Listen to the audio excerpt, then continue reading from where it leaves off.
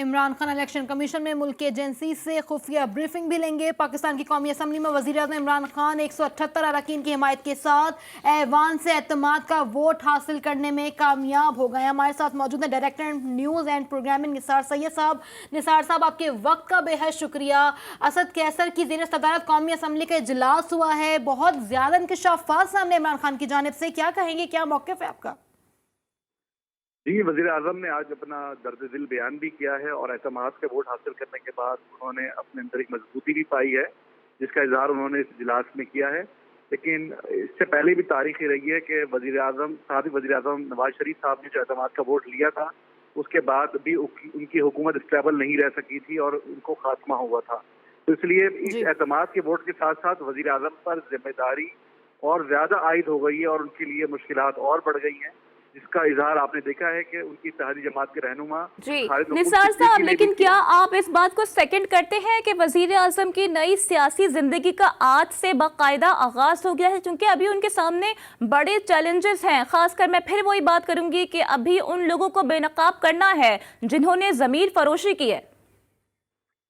जी, इनके दोबारा एतमाद का वोट हासिल करके वज़ीर आज़म साहब मजबूत तो बहुत हो चुके हैं, लेकिन साथ साथ चैलेंजेस जैसे मैंने कहा है बहुत बढ़ गए हैं। उनको अपने इत्तेहादियों के गिले शिकवे दूर करने पड़ेंगे। उनको कुछ खास लोगों के सर्कल से या हिसार से निकलना पड़ेगा कि जिन्होंने वज़ीर आज़म के गिर्द घेरा किया हुआ है और वज़ीर आज़म को उनके ही अराकीन पार्लियामेंट और वज़रा से दूर रखा हुआ है।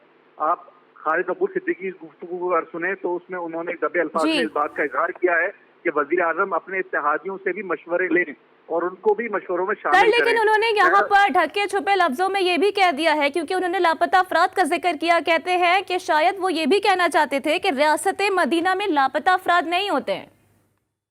लापता अफराद के ऊपर आपके इल्म है कि पाकिस्तान में कानून साजी की जा रही है। पाकिस्तान के इदारे, हुकूमत इस मामले में बहुत ज्यादा हसास है और आइंदा कुछ माह के अंदर आपको इससे बाकायदा कानून साजी मिलेगी। और वज़ीर आज़म भी इस बात पर बाकायदा तौर पर कह चुके हैं कि आइंदा ये लापता होने वाला सिलसिला खत्म हो जाएगा। तो पाकिस्तान हुकूमत जो है मौजूदा इस मामले में बहुत ज्यादा सीरियस है और इस पर जल्द कानून साजी आपको देखने को मिलेगी।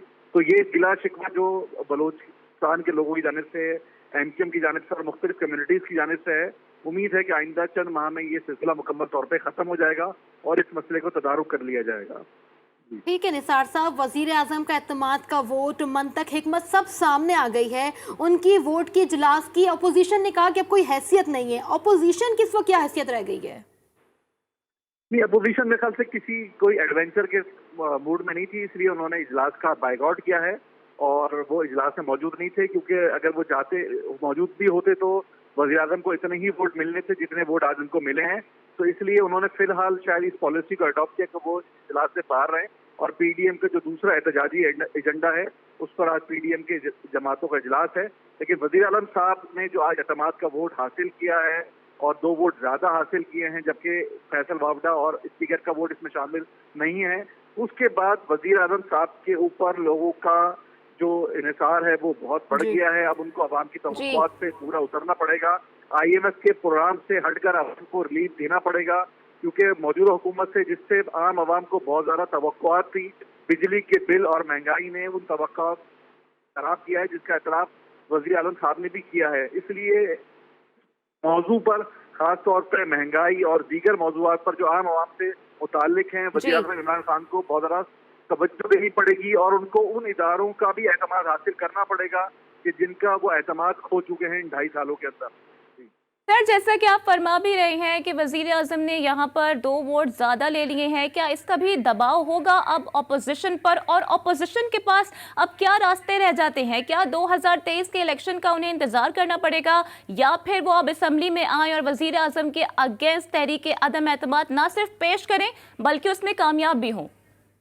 मेरे ख्याल से अपोजिशन ने जो यूसुफ रजा गिलानी की सीट ली है उसके बाद उन्होंने ये बता दिया है कि पार्लियामेंट में ऐसे लोग मौजूद हैं कि जो वज़ीर आज़म के ऊपर अदम एतमाद कर सकते हैं जब वो चाहें।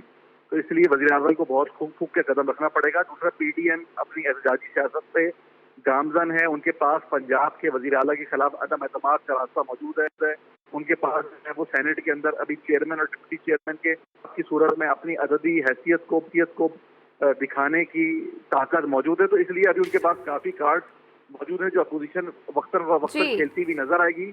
और गिलानी साहब का जीतना बहरहाल मौजूदा हुकूमत के लिए एक बड़ा धचका है। गो कि आज वज़ीर-ए-आज़म साहब ने एतमाद का वोट लेकर उस धचके को ज़ाइल करने की कोशिश की है, लेकिन बहरहाल ऐसे लोग मौजूद हैं कि जो अपोजिशन के साथ रास्ते में हैं और वो हुकूमती बेंचेस या चाबियों के साथ की सूरत में हुकूमत के साथ मौजूद हैं।